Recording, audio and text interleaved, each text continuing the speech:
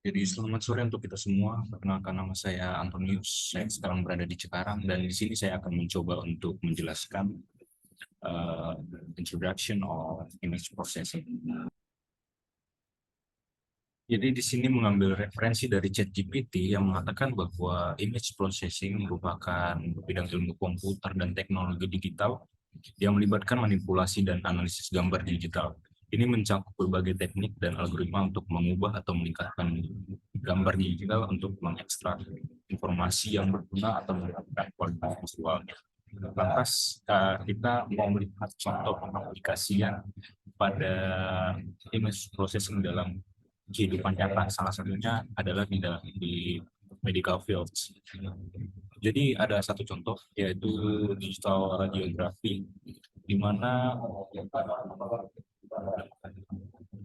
ini adalah suatu pengaplikasian dalam ilmu kedokteran untuk melihat bagaimana kondisi yang ada di dalam tubuh kita tanpa dengan bantuan alat dan dapat memonitornya dan dari situ dapat menghasilkan suatu analisis yang dapat menyimpulkan dalam sektor kedokteran. Contoh-contoh lain selain radio digital radiografi adalah PET atau positron tomografi, PET, MRI, dan MRI. Dan masih banyak lagi tentunya selain di bidang kedokteran. Tapi saya mau highlight di sini bahwasanya dari bidang kedokteran pengaruh dari image processing untuk kehidupan manusia itu besar untuk menyelamatkan banyak nyawa. Jadi mata kuliah ini merupakan worth it untuk dipelajari oleh mahasiswa. Saya sebagai yang mengatakan adalah seorang mahasiswa itu sendiri. Selanjutnya di sini kita masuk ke bagian dua, yaitu image processing levels. Jadi ada 3 levels dari image processing. Yang pertama low, middle, and high level. Jadi untuk yang low level ini membahas tentang primitive operations. For the example are noise reduction, contrast enhancement, di mana kedua dari input dan ini membahas tentang input dan output dari suatu gambar. Kemudian masuk ke middle level yaitu extraction of attribute from image. Nanti kita bakal lihat contohnya di slide selanjutnya. Ini adalah kita mengekstrak informasi yang terdapat dari suatu image. Kemudian yang ketiga adalah high level. Jadi sini menyangkut analisa dan interpretasi dari konten pada suatu kejadian. Di bagian ketiga, kita bakal membahas tentang contoh-contoh dari image processing. Yang pertama yang mau kita bahas adalah subtuning.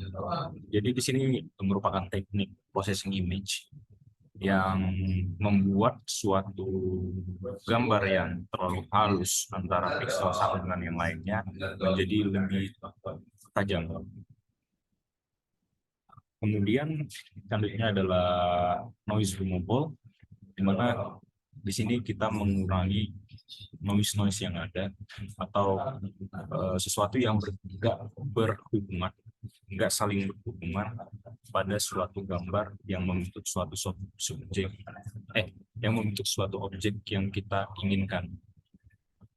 Kita bisa lihat dari contoh pada gambar di sini bahwasanya terdapat banyak sekali suatu instansi yang tidak dibutuhkan yang mengurangi kualitas dari gambar sehingga gambar tidak terlihat dengan jelas. Pengaplikasian yang contoh yang ketiga adalah deep blurring, di mana kita membuat suatu gambar yang tadinya tidak jelas menjadi lebih jelas.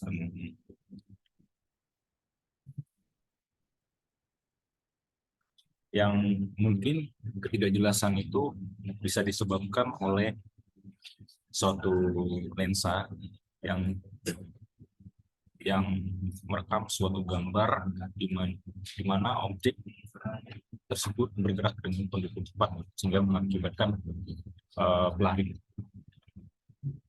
Selanjutnya, contoh yang misalnya adalah edge extraction.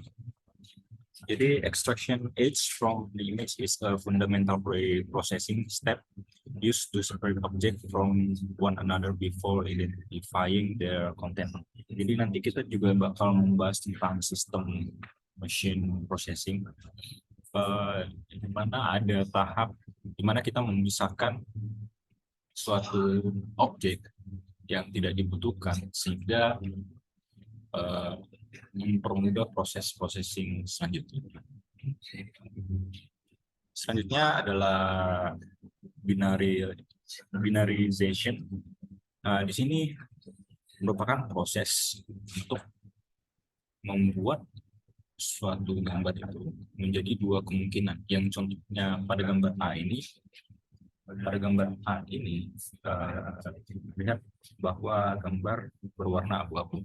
Untuk memudahkan komputer membedakan objek satu dengan yang lain, contohnya di sini background dengan suatu objek, ya kita menggunakan namanya binarization, di mana kita membuat kemungkinan itu hanya ada dua, yaitu hitam dan putih.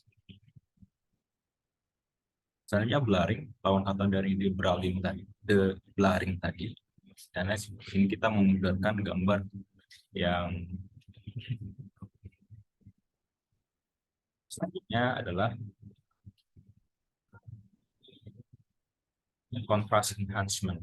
Di sini berguna untuk meningkatkan suatu gambar supaya lebih gampang dilihat oleh manusia.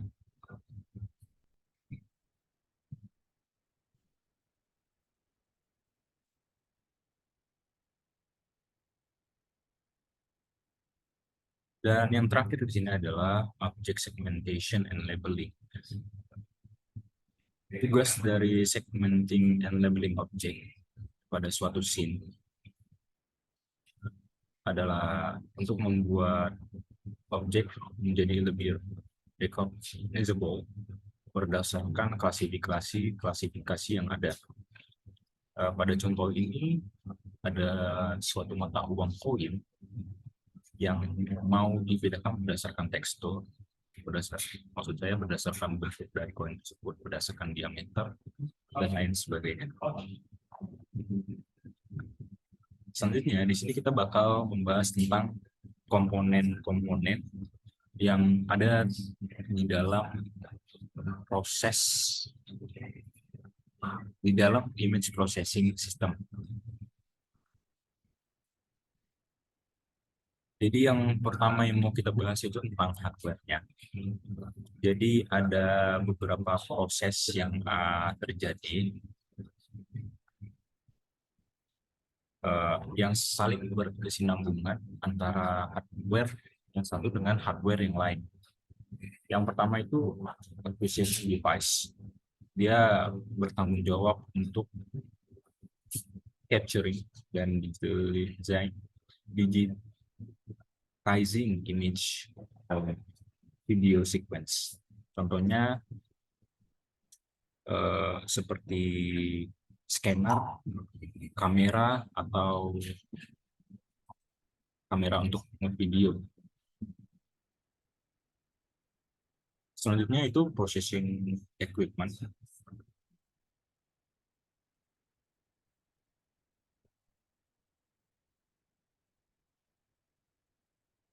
Jadi di sini merupakan suatu komputer yang gunanya untuk menjalankan software untuk pengolahan data selanjutnya.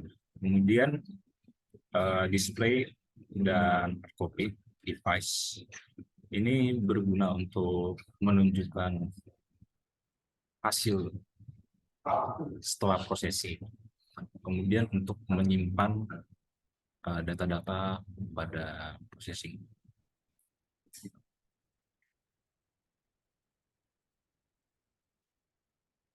dalam bentuk hard copy. Kemudian selanjutnya yang terakhir adalah storage device. Ini adalah merupakan magnetic atau optical disc yang berguna untuk menyimpan hasil pemrosesan dalam jangka waktu yang lama. Dari softwarenya sendiri kita pakai MATLAB yang bakal kita bahas lagi nanti pada chapter-chapter selanjutnya. Di bagian kelima kita bakal membahas tentang machine vision system. Jadi dapat dilihat dari blok-blok yang ada pada figure 1.10. Ada problem domain, acquisition, processing, segmenting, feature extraction and classification, and membuat suatu result, dan semua blok-blok yang ada ini berhubungan dengan knowledge base. Kualitasnya bergantung pada knowledge base. Yang pertama kita mau bahas blok yang pertama, yaitu bukan blok sih, problem domain. Pada kasus ini, pada proses otomatisasi recognition, contohnya pada recognition untuk license plate pada vehicle, capaiannya adalah untuk mengekstrak nomor-nomor yang ada pada kendaraan. Jadi kita ambil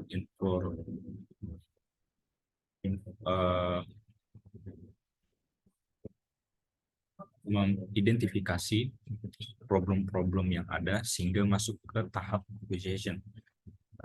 Mungkin additional requirement bisa berupa 24/7 operation, weather operation untuk melihat bagaimana kondisi cuaca, karena information untuk license plate ini itu bergantung sama kualitas gambar yang kita dapat. Kemudian minimal experience success rate and minimum and maximum vehicle speed. Selanjutnya kita bahas blok yang pertama. Jadi pada acquisition block, di sini proses yang terjadi pada acquisition block adalah kita mengambil gambar yang fokusnya itu pada objek yang mau kita ambil, yaitu plate license-nya. Jadi mengambil, tapi nggak sepenuhnya, nggak hanya license plate. Bagian yang di dekat license plate juga diambil. Itu untuk acquisition block.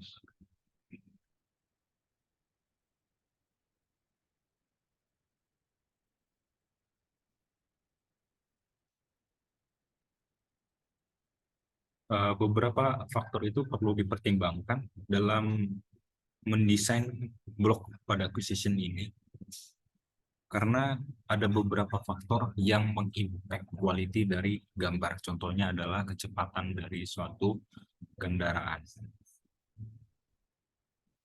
atau pemilihan dari lensa dan hardware yang kita pakai. Kita masuk ke blok selanjutnya adalah processing.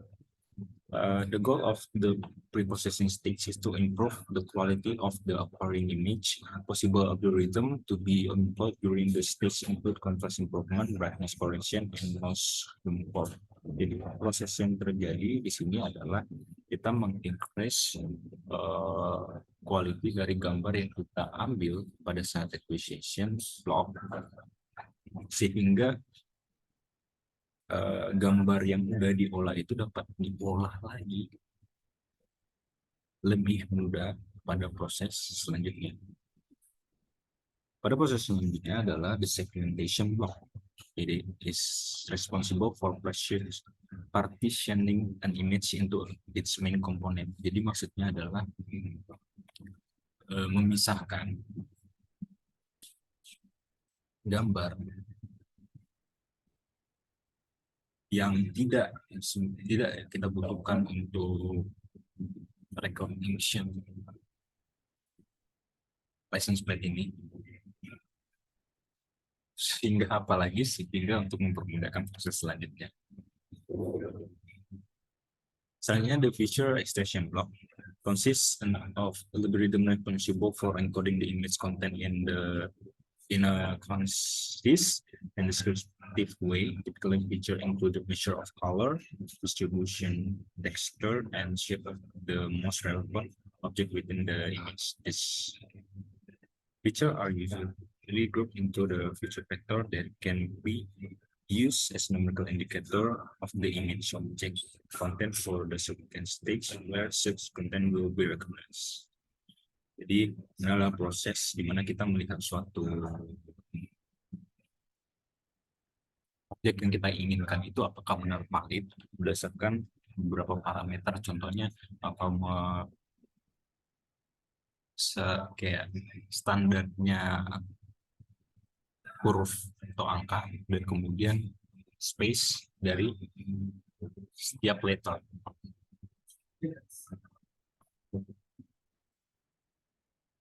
Jadi semua modul-modul blok yang ada itu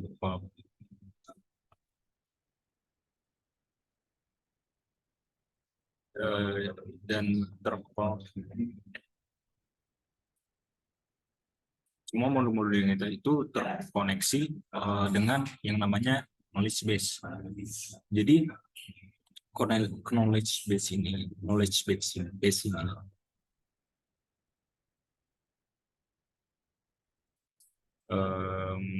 maksudnya